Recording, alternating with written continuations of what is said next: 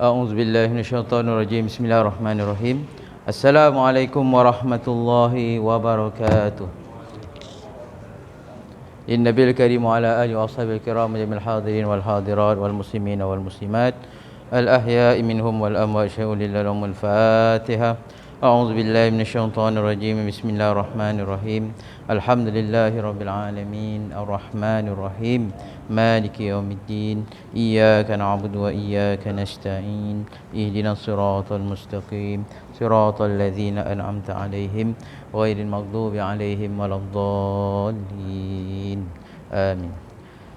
Innal hamdalillah nahmaduhu wa nasta'inuhu wa nastahdihi wa nastaghfiruh wa na'udzu billahi min shururi anfusina wa min sayyiati a'malina may yahdihillahu fala mudilla lahu wa may yudlil fala hadiya lahu.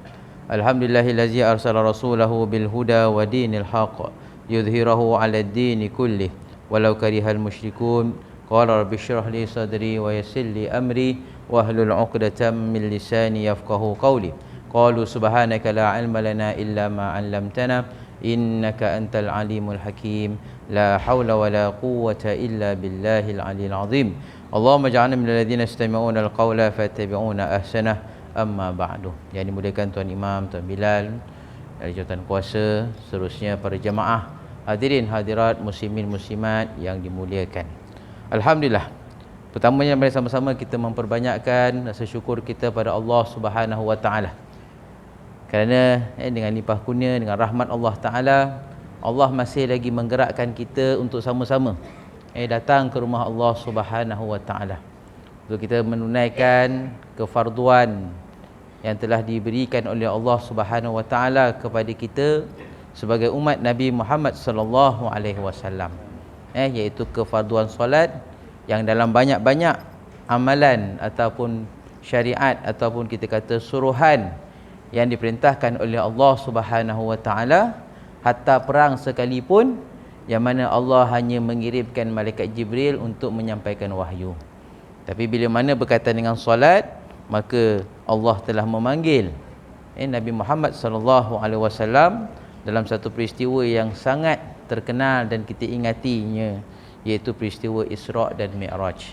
Mudah-mudahan dengan kita menunaikan solat fardu ini bukan hanya sekadar yang fardu, tapi kita juga cuba untuk melengkapkan dengan amalan sunnah Nabi sallallahu alaihi wasallam, iaitu kita menunaikannya secara berjamaah. Mudah-mudahan Allah Subhanahu wa taala menerimanya sebagai satu amal yang baik dan menjadi bekalan dalam hidup perjalanan kita menuju kepada Allah Subhanahu wa taala, insya-Allah. Salawat dan salam baginda Nabi sallallahu alaihi wasallam dan ahli keluarganya, para sahabat radhiyallahu anhum, para tabi'in, tabi'in dan mereka-mereka yang terus istiqamah mengambil Islam sebagai jalan kehidupan. Inilah satu-satunya jalan yang diterima oleh Allah Subhanahu wa taala, yang diperjuangkan oleh Nabi sallallahu alaihi wasallam.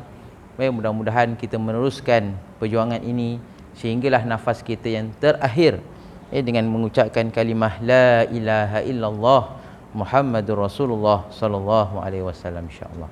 Jadi insya-Allah sekali lagi kita bertemu tuan-tuan pada malam ini, yang mana kita sedia maklum malam ini adalah bersama dengan Ustaz Hamdan, jadi dimaklumkan kurang sihat, jadi kita doakan mudah-mudahan Allah memberi kesihatan kepada beliau dan insya-Allah bertemu lagi pada kuliah yang akan datang. Jadi insya-Allah tuan-tuan, pada malam ni saya nak bawa kepada tuan-tuan satu perkara ataupun amalan yang amalan ini disukai oleh Allah Subhanahu wa taala, malah didoakan oleh malaikat. Amalan ini disukai oleh Allah Subhanahu wa taala, malah mendapat doa daripada malaikat bagi mereka yang melakukan amalan ini. Kalau kata Allah suka, malaikat doakan pula, apa lagi yang kita nak, dan memang kita pasti bahawa ini juga merupakan salah satu daripada sunnah Nabi sallallahu alaihi wasallam. Jadi ada 3 kelebihan, ada 3 jaminan yang kita nak lihat apakah amalan itu pada malam ini, supaya kalau tak dapat buat semua, sebahagiannya pun jadilah. Mudah-mudahan ia menjadi satu amalan yang kita istiqamah, yang kita kekal berada di atasnya sehinggalah kita kembali pada Allah Subhanahu wa taala.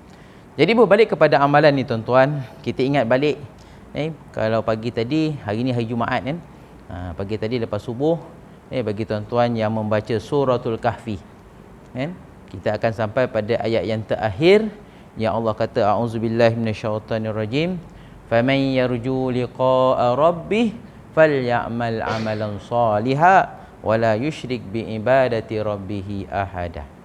Kan, maksudnya sesiapa yang menghendaki bertemu dengan Allah Taala, kan, sudah pasti kita nak jumpa Allah, kan. Sebab dalam satu hadis yang lain Nabi menyatakan, yang mana mereka yang suka untuk berjumpa dengan Allah Subhanahu Wa Taala, maka Allah juga sangat suka berjumpa dengan hamba-Nya itu. Tetapi siapa yang benci ataupun tak suka untuk bertemu dengan Allah, maka Allah pun tidak menyukai untuk bertemu dengan hamba-Nya itu. Jadi mudah-mudahan kita suka bergembira untuk bertemu dengan Allah dengan amalan-amalan yang telah kita sediakan dalam kehidupan ini. Jadi dalam ayat tadi Allah menyatakan siapa yang menghendaki bertemu dengan Allah Subhanahu Wa Taala, hendaklah dia melakukan amal yang soleh. Kan? Jadi amal soleh ni saya ulang lagi, ada dua syarat. Yang pertama, niat kerana Allah. Yang kedua ialah mengikut syariat ataupun panduan yang ditunjukkan oleh Nabi SAW. Jadi kalau menepati dua perkara tadi, itulah yang dikatakan sebagai amal yang soleh. Kan?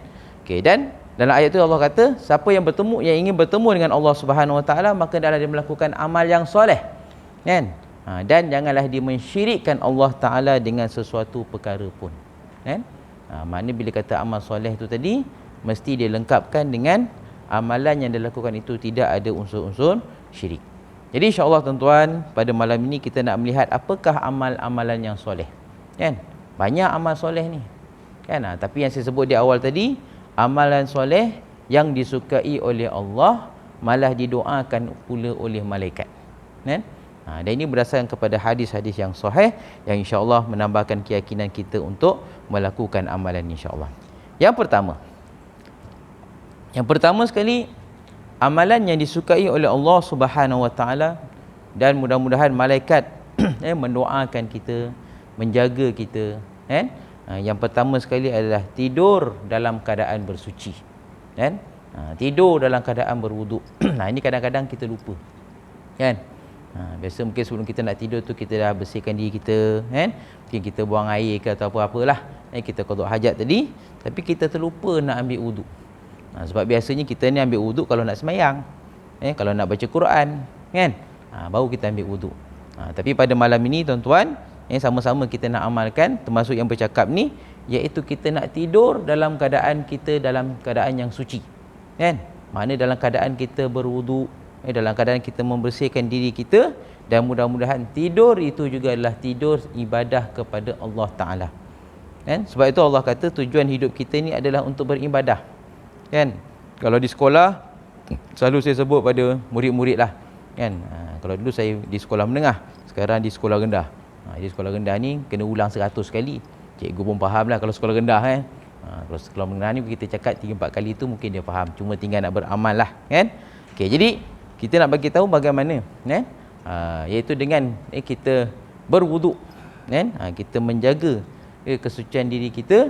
Jadi insya-Allah mudah-mudahan tidur kita adalah tidur yang ibadah. Dan berbalik apa yang saya nak sebut tadi ialah yang mana Allah ciptakan kita ni untuk beribadah berdasarkan firman-Nya daripada surah Az-Zariyat ayat 56, a'udzubillahi minasyaitonirrajim wa ma khalaqtul jinna wal insa illa liya'budun. Kan, tidak aku ciptakan jin dan manusia kecuali untuk beribadah pada Allah, mengabdikan diri pada Allah. Jadi kita nak seluruh hidup kita ni semenjak daripada kita bangun tidur lah. Kalau kata daripada lahir tu kita dah tak ingat dah yang dulu-dulu tu, kan? Tapi semenjak daripada kita bangun tidur, sampailah kita nak tidur balik, semuanya dalam rantaian ibadah kepada Allah, kan? Jangan sekali-kali kalau katalah diputuskan oleh perkara-perkara yang maksiat ataupun perkara-perkara yang salah, maka cepat-cepat kita perbetulkan supaya rantaian ibadah kita kepada Allah diteruskan, kan? Sebab itu dalam bab ibadah ni dia ada 3, kan? Yang pertama ibadah yang wajib, yang kedua ibadah yang sunat, yang ketiga ialah ibadah umum, kan? Jadi tidur ni dia dalam kategori ibadah umum, wajib pun tidak, sunat pun tidak, umum, kan? Jadi bila kata ibadah yang umum ni, jadi kita nak supaya dia menjadi satu perkara yang disukai oleh Allah bila kita tidur, dan mudah-mudahan malaikat mendoakan kita. Dan ini berdasarkan kepada satu hadis Nabi SAW yang bermaksud, barang siapa yang tidur dalam keadaan yang suci, maka malaikat akan bersamanya di dalam pakaiannya dan tidak akan bangun hinggalah malaikat berdoa, ya Allah, ampunilah hamba-Mu ini kerana ia tidur dalam keadaan yang suci. Diriwayatkan daripada Ibnu Hibban. Hadis ini adalah hadis yang sahih. Jadi maknanya bila kita tidur, dengan kita jaga adab tidur lah, adab tidur ni salah satu daripadanya ialah kita menghadap kiblat, kita menutup diri kita dengan pakaian yang menutup aurat, itu salah satulah. Dan insya-Allah tuan-tuan boleh carilah ada adab dalam kita nak tidur. Tapi bila kita tidur dalam keadaan yang bersuci tadi, dalam keadaan kita berwuduk, maka bukan hanya sekadar kita tidur, tapi dalam masa yang sama itu adalah amalan yang disukai oleh Allah, malah mendapat doa daripada malaikat sehingga kita bangun balik. Tuan-tuan, sebab tu saya sebut tadi, kita nak semua amalan kita, tindakan kita, perbuatan kita, daripada mula kita celik mata sampai kita nak tidur balik, semuanya dalam lingkungan ibadah kepada Allah Subhanahu wa taala. Itu yang pertama. Yang kedua, amalan yang disukai oleh Allah Subhanahu wa taala dan mendapat doa daripada para malaikat. Yang keduanya adalah kita menjaga wuduk kita dalam waktu kita menunggu solat. Macam sekarang lah, di antara waktu maghrib dengan isyak. Jadi siapa-siapa yang mungkin tidak ada penyakit, ataupun mungkin insya-Allah saraf-saraf tu masih lagi berfungsi dalam keadaan yang baik, jadi mungkin dia tak terbuang angin ke ataupun sakit perut ke, jadi selagi kita boleh menahan ataupun kita boleh menjaga, bukan menahan, kita menjaga, sebab menahan wuduk ni kalau memang dah nak terkentut, kita tahan tu makruh, jadi baik-baik kita buang, kita tinggalkan benda yang tak patut tadi supaya kita dapat perbaharui wuduk kita. Jadi dalam hal ini yang keduanya adalah menjaga kesucian ataupun wuduk kita sementara kita nak menunggu waktu solat. Kalau sekarang ni isyak dah pukul 8.05 minit, lebih kurang kita ada lebih kurang masa dalam 30 minit lebih lah, jadi seperti mana saya sebut tadi, kalau tuan-tuan ibu-ibu yang sihat ni, insya-Allah mudah-mudahan selagi mana kita berwuduk di tempat ini, dalam majlis ini, maka selagi itu kita akan mendapat rahmat daripada Allah dan juga doa daripada malaikat. Ini berdasarkan juga daripada hadis Nabi SAW, yang Nabi menyatakan, tidaklah salah seorang di antara kalian yang duduk menunggu waktu solat selama mana ia berada dalam keadaan yang suci, dalam keadaan dia berwuduk, kecuali para malaikat akan mendoakannya, ya Allah, ampunilah ia, ya Allah, sayangilah dia. Hadis riwayat Muslim, juga hadis yang sahih. Kita tak dengar malaikat doakan kita, tapi itulah kebaikan yang kita perolehi bila mana kita duduk nak tunggu solat, lebih-lebih lagi sekarang ni kita duduk pula dalam majlis ilmu, lagi banyaklah doa-doa daripada malaikat, sebab tu dalam satu hadis yang lain Nabi menyatakan, di mana-mana ada majlis ilmu, maka malaikat akan menghamparkan sayapnya, melebarkan sayapnya, dan dalam masa sama mendoakan bagi mereka-mereka yang berada di dalam majlis itu. Ditambah lagi pula, kita duduk dalam majlis ini sementara kita nak menunggu masuknya waktu isyak, kita masih lagi dalam keadaan berwuduk. Tuan-tuan, kita mungkin tak sedar kan, tapi inilah kelebihan-kelebihan yang Allah bagi, yang dilakukan oleh Nabi SAW, yang Nabi pesankan untuk kita supaya mudah-mudahan duduk kita, kita dapat doa daripada malaikat, dan dalam masa sama kita juga mendapat kebaikan di sisi Allah Subhanahu wa taala. Jadi amalan yang kedua tadi ialah kita duduk menunggu waktu solat dalam keadaan kita masih lagi berwuduk. Sebab tu kalau kita bacalah kisah Imam Syafi'i, Imam Syafi'i ni yang menjadi ikutan kita dalam mazhab fiqh, yang mana dikatakan Imam Syafi'i ni dia menahan dia punya wuduk dia tu tadi daripada isyak sampai subuh, tapi kalau kita lihat ialah kita sebagai manusia biasa ni mungkin ada kali kita boleh buat, tapi selalunya tak jadilah, sebab terganggu, Dengan mengantuk ni dan macam-macam lagi.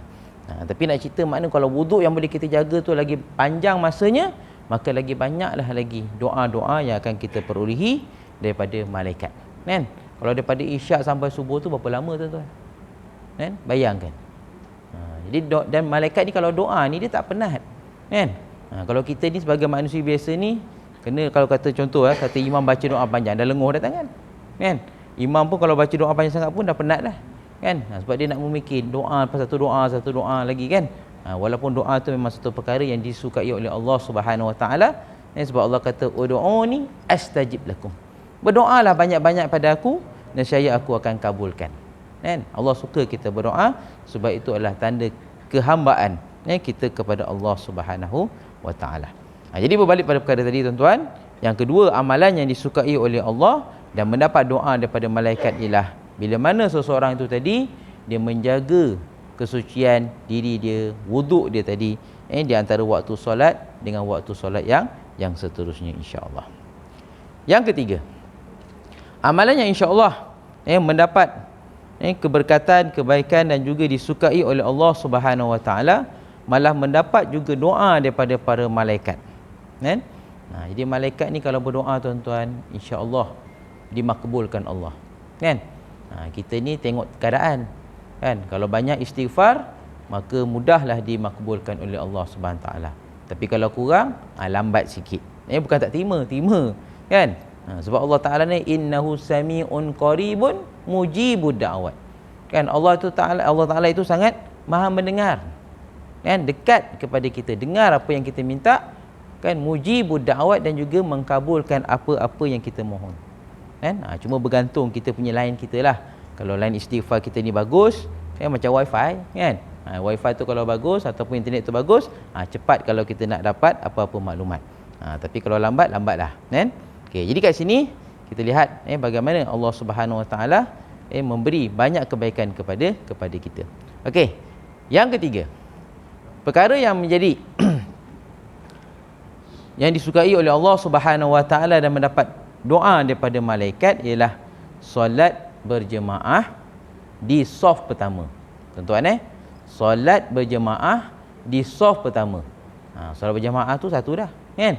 Lepas tu dapat pula di saf pertama, ini confirm lah, kan?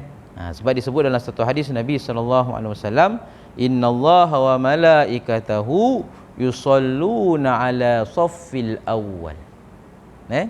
Kita biasa dengar pagi tadi Jumaat tadi, innallaha malaikatahu yusalluna 'alan nabi. Kan? Tu Quran lah. Tapi ini hadis Nabi. Nabi kata innallaha malaikatahu yusalluna 'ala saffil awwal. Sesungguhnya Allah dan pada malaikatnya memberi selawat memberi selawat kepada orang-orang yang berada pada saf di hadapan. Hadis riwayat Imam Abi Daud dan juga Ibnu Khuzaimah. Dia juga dikatakan sebagai hadis yang sahih juga tuan-tuan. Jadi maknanya bila kita berada kita melakukan solat berjemaah dan kita berada di saf yang pertama, kan? Dan bila cakap tentang saf pertama ni, maaf cakaplah, kadang-kadang orang kita ni dia suka mendahulukan orang lain, kan? Dalam bab semayang lah. Tapi kalau bab makan, ikut turn, kan? Tak boleh potong lain, marah dia, boleh jadi gaduh, kan? Tapi kadang-kadang bab semayang ni kalau ada suara depan, dia duduk kat situ, kan? Jadi bermula daripada malam ni, insya-Allah tuan-tuan, sama-sama kita nak perbaiki diri kita. Jadi selain daripada kita menunaikan solat berjemaah, jadi kita berlumba-lumba untuk berada di saf yang pertama, sebab saf yang pertama itu disukai oleh Allah dan mendapat doa daripada malaikat. Dalam hadis yang lain, Nabi SAW menyebut, lau ya'lamun nas ma fin nida'i wa saffil awwal thumma lam yajidu illa an yastahimu alaihi lastahamu alaihi. Maksudnya, hadis daripada Abu Hurairah radhiyallahu anhu, kata Nabi SAW, sekiranya manusia mengetahui betapa besarnya pahala azan dan berada di saf yang pertama ketika solat berjemaah, kemudian mereka merasakan tidak menemui jalan untuk memperolehinya melainkan dengan membuat undian ataupun giliran, nescaya mereka akan berbuat demikian. Ini maknanya kalau adalah dekat surau kita ni ataupun di mana-mana masjid, kan, yang memang saf pertama ni menjadi rebutan. Silap-silap kena buat undian, kena osom dulu, kan. Kena one to juice dulu kalau budak-budak lah, kan. Ataupun mungkin kena buat jadual, tampal. Hari ni siapa yang duduk saf pertama, besok siapa pula. Ataupun kalau satu hari tu 5 waktu, 5-5 memang orang berebut, subuh ni orang lain, zuhur kan orang lain, kan. Nak tunjukkan betapa besarnya ganjaran berada di saf yang pertama, kan. Tapi benda ni itulah dia melibatkan iman, kan, iman. Sebab tu kalau orang yang yakin kepada apa yang dikatakan oleh Nabi SAW, kan, apa yang dijanjikan oleh Allah Subhanahu Wa Taala, perkara tu bukan masalah. Perkara tu bukan masalah. Malah dia menjadi sebagai satu rebutan, kan, rebutan. Ibarat kita lah kalau bekerja, tuan-tuan, kan. Biasanya kita ni akan tunggu hujung bulan, kan. Kalau yang kerja makan gaji lah, kan, dan kita akan berlumba-lumba nak cepat-cepat keluarkan duit tu, sebab ada urusan yang perlu kita selesaikan, kan. Jadi ibaratnya macam tu juga dengan saf yang pertama, kan. Bila kita rasa ataupun kita yakin bahawa saf pertama ni menjanjikan banyak ganjaran, sebab tu ganjaran ni dia tak nampak dekat dunia, tuan-tuan. Sebab tu salah satu daripada kesempurnaan iman ialah kita yakin kepada hari kiamat. Sebab hari kiamat ni kata Sayyidina Ali, ad-dunya darul amal wal akhirah darul jaza. Kata Sayyidina Ali, dunia ini tempat kita beramal, manakala akhirat adalah tempat dibalas amalan, kan. Sebab tu kita nak kena yakin, kan. Walaupun mungkin peringkat awal ni rasa macam malas-malas, kan, tak apalah, perlahan-perlahan. Kata orang Jawa, alon-alon, sikit-sikit boleh lah cakap Jawa, kan. Okey, baik. Jadi nak cerita sini bagaimana, kan, perkara-perkara ni kita nak kena latih, kan, kena latih untuk kita nak rasa kelebihan berada di saf yang pertama. Sebab benda ni adalah benda yang ghaibiyat, dia punya ganjaran, benda yang tak nampak, kan. Tapi bagi mereka yang melaziminya, yang biasa melakukannya, kalau tak dapat saf pertama, dia rasa macam tak seronok, kan. Tak rasa seronok.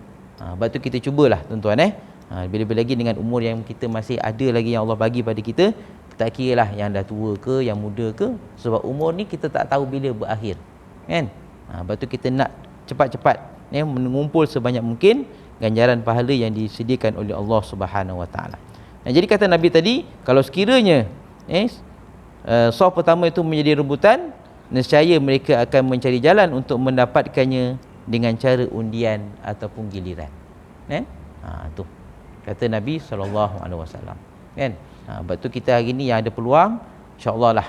Tapi setakat ni rasanya kalau saf pertama dah, mungkin di Masjid Surau rasa pun tak penuh sangat, kan. Jadi ada peluang lagi. Jangan pula kalau masih ada lagi ruang, kita pergi pula buat saf yang kedua sebab malas nak ke depan. Itu salah tu. Dari segi fiqahnya pun tu makruh hukumnya, kan. Jadi benda tu sepatutnya selagi ada saf yang pertama yang belum lagi penuh, cepat-cepatlah kita masuk.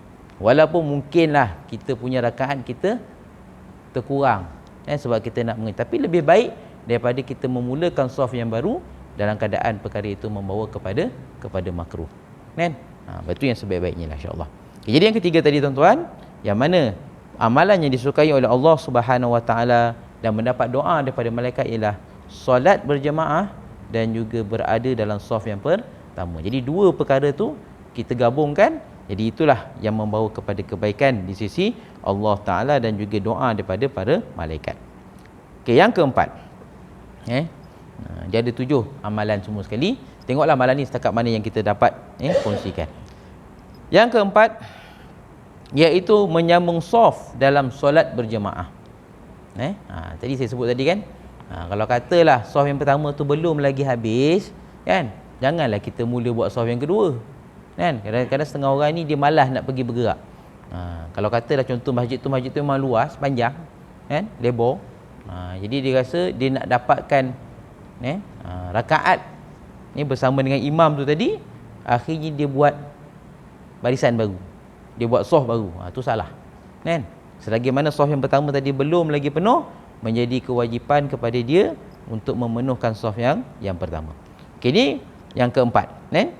Iaitu amalan yang disukai oleh Allah dan juga mendapat doa daripada malaikat ialah menyambung saf dalam solat berjemaah.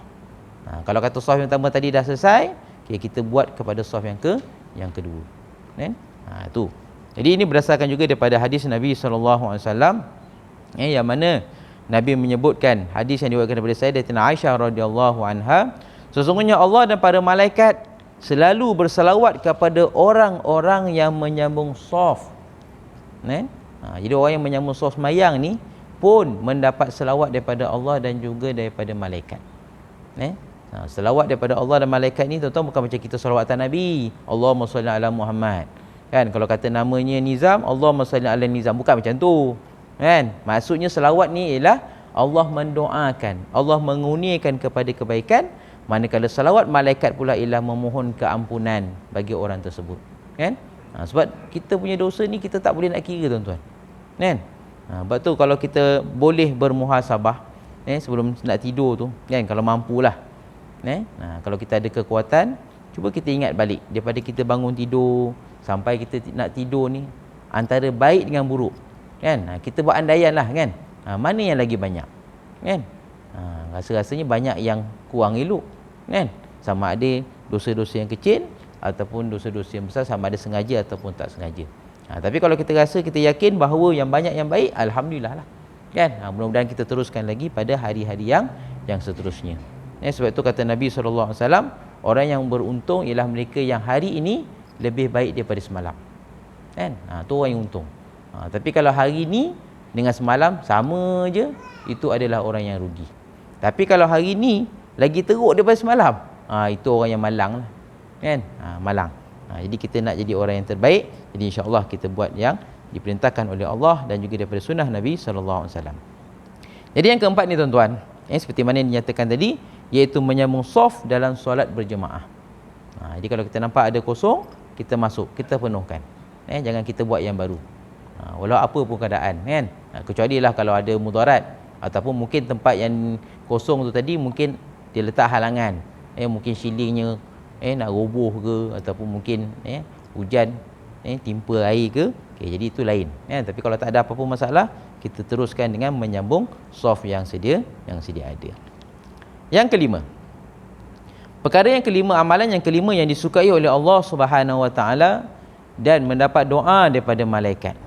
Tuan-tuan, para jemaah yang dimuliakan, iaitu tidak terburu-buru keluar selepas menunaikan solat. Mana lepas dah solat tadi, kan, jangan cepat-cepat keluar, kan. Tapi kita tunggulah seketika, sekurang-kurangnya kita berdoa kepada Allah Subhanahu Wa Taala, kan. Doa. Kalau kita tak mampu ataupun kita mungkin tak sempat nak tunggu doa daripada imam, jadi sekurang-kurangnya doa daripada kita sendiri penting, kan. Memanglah semayang tu kalau kita ikut dari segi definisi dia, solat pada bahasa adalah doa, kan. Di segi syaraknya iaitu bermula dengan takbiratul ihram dan berakhir dengan salam, dengan rukun-rukun, dengan perkara-perkara yang ada di dalamnya. Tapi apa yang saya nak nyatakan sini berdasarkan kepada hadis Nabi SAW juga, kan. Nabi kata, yang mana daripada riwayat Abu Hurairah radhiyallahu anhu, Rasulullah SAW bersabda, para malaikat akan selalu berselawat, yang ini berdoa kepada salah satu di antara kamu selama mana ia berada di tempat solatnya, di mana dia melakukan solat, selama dia belum batal wuduknya. Lalu para malaikat berkata, ya Allah, ampunilah ia dan sayangilah ia. Hadis riwayat Imam Ahmad. Mana selagi kita berada dekat tempat solat, kita zikir, kita doa, kalau dapat bersama dengan imam sampai selesai, itu lagi baik, kan, lagi baik. Tapi kalau kita ada urusan, sekurang-kurangnya lepas sembahyang jangan terus bangun, tapi kalau boleh wirid sekejap, kita wirid, kalau tak kita doa, kan, supaya Allah memudahkan urusan kita, kan. Doa tu kata Nabi SAW, ad-du'a'u mukhul ibadah. Doa ini merupakan dasar ataupun asas kepada ibadah, kan. Dalam hadis yang lain Nabi kata, ad-du'a'u silahul mu'min. Doa itu adalah senjata bagi orang yang beriman, kan. Jadi dalam urusan hidup kita ni, supaya kita dipermudahkan oleh Allah Subhanahu Wa Taala, kita kena banyak doa, kan, apa-apa perkara, kan. Sebab itu Nabi SAW ajarkan kepada kita ni bermacam-macam doa, dan nak masuk tandas ada doa supaya mudah urusan, kan. Kadang-kadang ada orang mungkin duduk dalam tandas mungkin sampai 10 minit, 30 minit kan. Mungkin masalah kesihatan. Tapi bila kita berdoa, mudah-mudahan Allah bagi kesihatan. Sebab semua perkara ni tuan-tuan, para jemaah yang dimuliakan, kita nak kena yakin segala-galanya daripada Allah. Ma asabakum min musibatin fa min Allah. Apa-apa perkara yang berlaku kepada kamu, semuanya adalah daripada Allah Taala. Kan Allah nak bagi sakit, Allah nak uji kita. Kan Allah nak bagi kita sihat, Allah pun nak uji kita sama ada kita bersyukur ataupun lupa pada Dia. Kan? Sebab tu dalam hal ni tuan-tuan, kita sama-samalah kita nak banyakkan berdoa kepada Allah Subhanahu Wa Taala, lebih-lebih lagi dalam perkara yang kelima yang kita katakan hari ini, malam ini, iaitu selepas daripada solat. Kan? Sekurang-kurangnya kita doa untuk diri kita, mak ayah kita, kan? Dan keluarga kita lah. Mudah-mudahan semua dalam keadaan yang baik dan dilimpahi keberkatan, kebaikan di sisi Allah Subhanahu Wa Taala, dan yang paling penting sekali adalah dijauhkan daripada siksaan api neraka. Itu yang paling penting. Kan? Sebab tu doa yang paling disukai oleh Nabi SAW, Nabi selalu baca doa, Rabbana atina fid dunya hasanah wa fil akhirati hasanah wa qina azabannar. Kan? Ada 3 perkara kat situ tuan-tuan. Kalau kita fahamlah, kan? Yang pertama, kita minta supaya Allah bagi kepada kita kebaikan kat dunia ni. Kan? Kebaikan kat dunia ni macam-macam tuan-tuan. Kan? Sihat tak sakit, tu perkara yang baik. Kan? Kalau tuan-tuan, kalau katalah demam, kan? Kalau sekali pergi klinik, kalau kata pergi klinik kesihatan, lamalah nak tunggu. Kan? Walaupun bayar RM1. Tapi kalau nak cepat, pergi klinik swasta. Rasanya tak kurang RM50. Kan? Kita akan keluarkan duit. Tapi kalau kata sihat, tak ada keluar apa-apa pun. Kan? Lagi sedap lagi. Kan? Makannya sedap. Kalau nak pergi mana-mana pun mudah. Kan? Sebab itu kita jangan lupa untuk berdoa kepada Allah Subhanahu Wa Taala supaya Allah pemudahkan segala perkara dalam hidup kita, keluarga kita dan mereka-mereka yang kita kasihi. InsyaAllah. Yang keenam, tuan-tuan, ada masa lagi? Okey, ada lagi 10 minit insya-Allah. Okey, jadi yang keenam tuan-tuan, perkara yang disukai oleh Allah Subhanahu Wa Taala dan juga mendapat doa daripada para malaikat. Allahu Akbar. Iaitu yang keenamnya adalah mendoakan saudara kita dalam keadaan tidak diketahui. Kalau kat sini dikata mendoakan saudara secara diam-diam. Kan? Contohlah kita doakan saudara kita hari ini, bukan contoh lagi dah, ini memang jadi wajib lah, kan? Saudara kita yang berada di Palestin. Kan? Jadi kalau tuan-tuan yang mungkin hari ini mengikuti perkembangan yang terkini, kan? Tadi pun saya pada solat Jumaat tadi tengok dekat WhatsApp ketua politik Hamas, kan? Yang daripada Syahid Ismail Haniyeh, kan? Yang terbarulah Yahya Sinwar pun akhirnya Allah Taala pilih dia untuk menjadi para syuhada. Kan? Para syuhada. Kan? Satu kemuliaan yang Allah bagi kepada dia. Kita ni belum tahu lagi tuan-tuan. Kan? Sebab tu saya sebut di awal tadi, biarlah akhir nafas kita ni dengan kalimah la ilaha illallah Muhammadur Rasulullah sallallahu alaihi wasallam. Kan? Nak sampai kepada tahap itu, berbalik kepada apa yang kita lakukan pada hari inilah. Sebab itu apa yang saya kongsikan pada malam ni tuan-tuan, bukan untuk tuan-tuan saja tapi untuk saya juga. Kan? Mungkin ada sebahagian yang saya dah buat, mungkin ada yang saya belum buat. Tapi bila kita berkongsi ni, insya-Allah kita cuba untuk buat semampu yang mungkin. Kan? Kalau kita tak boleh buat semua, kita buatlah mana yang kita mampu. Mudah-mudahan itulah amalan yang membantu kita di akhir nafas kita nanti nak bertemu dengan Allah Subhanahu Wa Taala. Jadi amalan yang disukai oleh Allah dan didoakan oleh para malaikat ialah kita mendoakan saudara kita yang lain. Kan? Sama ada yang berada dalam kesusahan, sama ada yang berada dalam kesakitan, kan? Macam yang terkini Al-Fadil ustaz yang kita kasih, Ustaz Ishaq, kan? Yang beliau baru ni telah pun masuk hospital, kan? Lepas tu menjalani pembedahan. Jadi kita doa, kan? Semoga Allah memberi kepada dia kesembuhan, kan? Sebab dia guru kita, dia banyak berkongsi ilmu dengan kita, kan? Jadi insya-Allah mudah-mudahan bila kita doakan yang terbaik, maka kebaikan itu bukan hanya untuk yang didoakan tapi juga untuk diri kita. Untuk diri kita juga. Sebab itu dalam suratul Isra Allah sebut, auzubillahi minasyaitonirrajim, in ahsantum ahsantum li anfusikum. Kalau sekiranya kamu melakukan sesuatu kebaikan, maka kebaikan itu akan kembali kepada kamu juga. Kan? Kita buat baik, Allah akan balas balik kebaikan itu pada kita. Ni kalau kita menolong orang, suatu masa orang akan tolong kita. Kan? Hari ni kita berdoa untuk orang lain, nescaya Allah akan pilih orang-orang yang akan berdoa untuk kita bila mana kita diuji dengan sesuatu perkara. Kan? Sebab tu apa-apa ni doa ni tuan-tuan sangat penting. Kan? Malah antara doa yang mustajab dalam satu hadis yang lain, Nabi menyatakan seorang Muslim yang mendoakan saudaranya tanpa pengetahuan saudaranya itu adalah doa yang diterima oleh Allah Subhanahu Wa Taala. Kan? Tak semesti kita nak kena tunggu waktu malam tuan-tuan. Kan? Pukul 3 pagi baru kita nak doakan saudara kita, tak. Bila-bila. Kalau kita teringat, alamak, kan? Anak saudara aku ni tak sihat, contohlah kan. Kita pun doa. Jadi mudah-mudahan doa kita tu tadi didengari oleh Allah, diaminkan oleh malaikat dan memberi kesembuhan kepada orang yang sakit. Kan? Itu. Kadang-kadang kita tak tahu doa kita ni mana satu yang Allah terima. Tapi insya-Allah mudah-mudahan segala yang baik yang kita minta maka Allah terima dan permudahkan perkara itu untuk kita. Kan?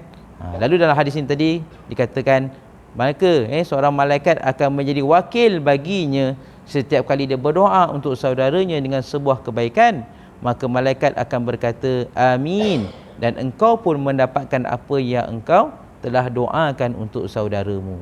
Hadis riwayat Imam Muslim. Kan?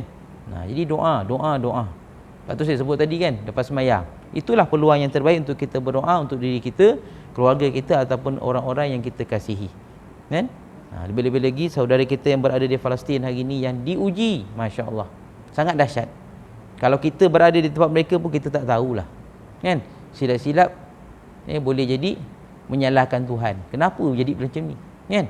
Tapi bagaimana Allah nak uji saudara kita yang berada di sana dari segi iman dia, kesabaran dia, kan? Keyakinan dia kepada janji-janji Allah Subhanahu Wa Taala. Mudah-mudahan Allah memudahkan mereka dan memberi kemenangan kepada mereka. Sebab mereka hari ini menjalankan tugas bagi kita, kan? Menjaga tanah wakaf umat Islam di Palestin. Kita tak mampu nak pergi sana, kan? Jadi sekurang-kurangnya kita menghantar kepada mereka doa-doa, kan? Doa-doa. Macam tadi waktu Jumaat, lepas pada rakaat yang kedua kan, jadi imam bacakan doa ataupun pada waktu subuh. Itu mungkin kita kata arahan lah kan daripada pihak agama. Tapi bagi kita secara peribadi, kita doa, kan? Sebab ada doa-doa yang Allah mustajabkan.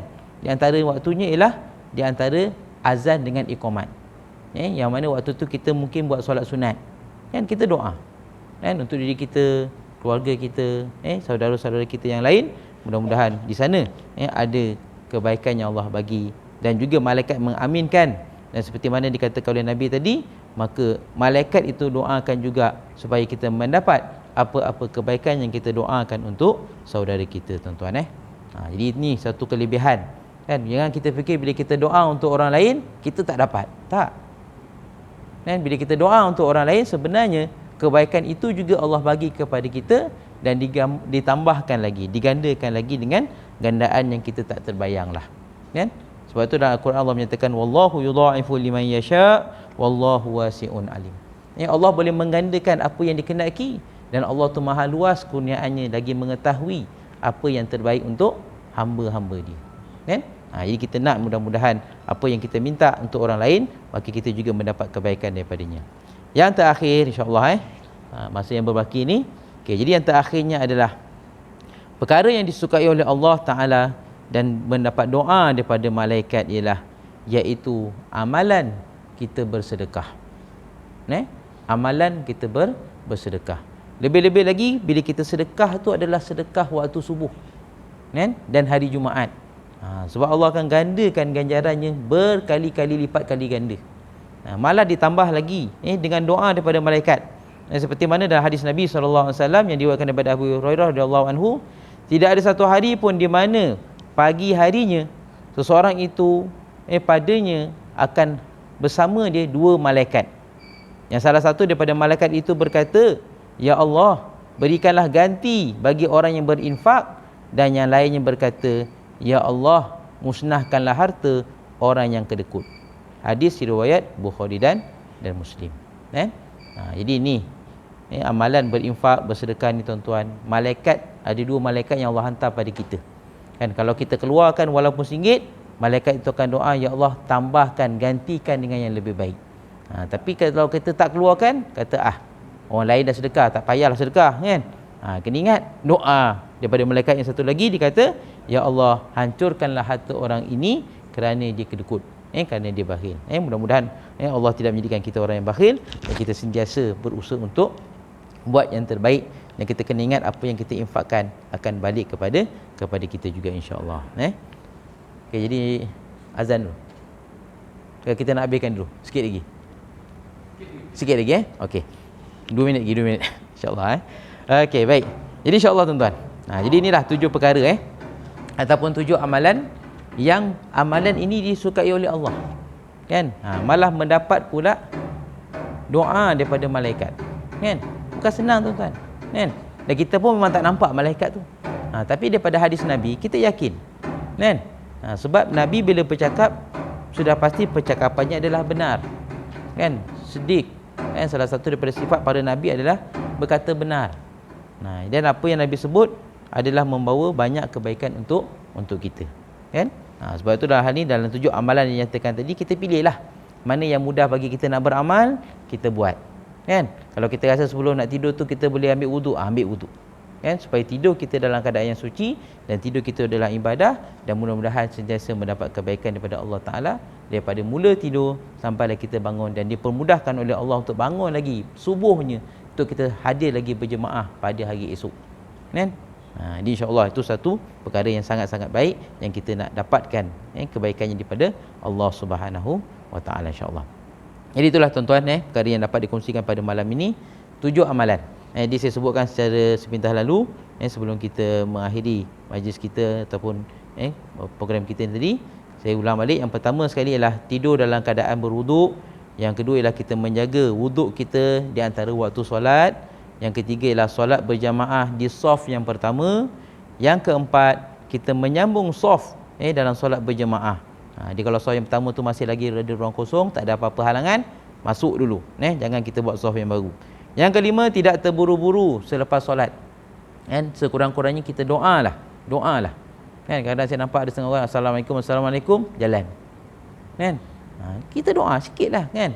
Sebab Allah suka pada orang yang berdoa pada dia, kan. Mudah-mudahan apa yang kita minta itu yang Allah kabulkan ketika itu, lebih-lebih lagi kalau kita dalam keadaan yang bermusafir. Yang keenam adalah mendoakan saudara kita dalam keadaan kita bersendirian. Dan yang ketujuhnya adalah kita menginfakkan sebahagian daripada harta kita, yang insya-Allah harta kita itu dia bukan habis begitu saja, tapi dia akan menjadi bekalan ataupun yang akan dibawa menuju ke hari akhirat. RM1 kita keluar, Allah bagi 700, kan. Bukan 700 ringgit, 700 pahala dan lebih lagi daripada itu, insya-Allah. Baik, itu sajalah, wallahu alam. Jadi sedikit yang dapat dikongsikan pada malam ni. Mohon ampun pada Allah Taala, maaf pada tuan-tuan. Mungkin ada perkara-perkara yang kurang tepat yang dinyatakan tadi. Apa-apa pun amalan-amalan yang dinyatakan tadi, cubalah kita istiqamah ataupun kita berazam untuk melakukannya. Tak dapat semua, kita buatlah kepada sekadar mana yang kita mampu. Insya-Allah ada kebaikan di sisi Allah, dan mudah-mudahan yang paling penting kita mendapat doa daripada malaikat yang kita yakin memang sangat-sangat mustajab. Mereka mendoakan kita, insya-Allah. Wallahu alam. Aku di qauli hadza wa astaghfirullahalazim li wa lakum. Wassalamualaikum warahmatullahi wabarakatuh.